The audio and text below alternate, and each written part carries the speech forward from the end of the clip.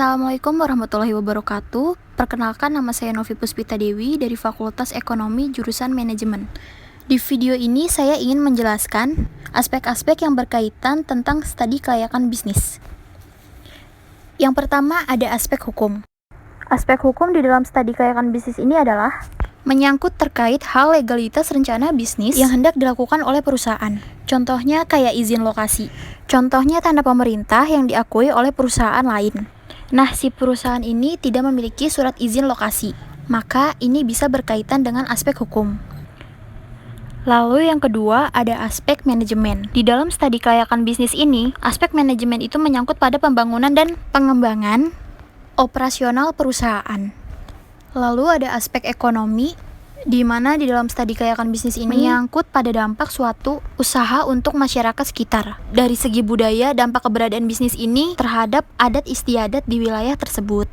Lalu dari segi ekonomi, sebuah bisnis mampu menaikkan atau justru menurunkan rata-rata pendapatan per kapitanya. Begitupun sebaliknya. Lalu ada pula aspek keuangan, di mana aspek keuangan ini berkaitan juga di dalam studi kelayakan bisnis, menyangkut dari sumber dana yang akan digunakan dalam membangun sebuah usaha, serta kapan, gimana modal tersebut akan dikembalikan. Aspek keuangan itu terbagi menjadi dua. Yang pertama ada aliran cash atau cash flow, dan yang kedua ada biaya modal yaitu cost of capital. Lalu selanjutnya ada aspek resiko.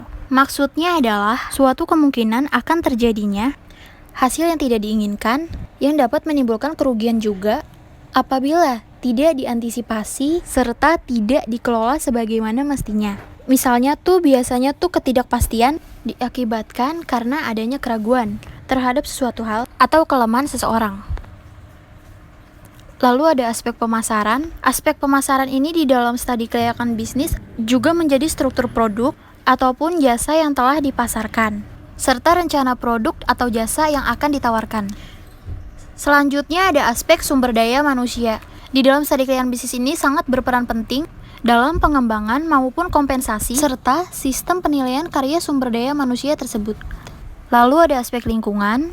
Aspek lingkungan ini, usaha tidak pernah memisahkan diri dari masyarakat di sekitarnya.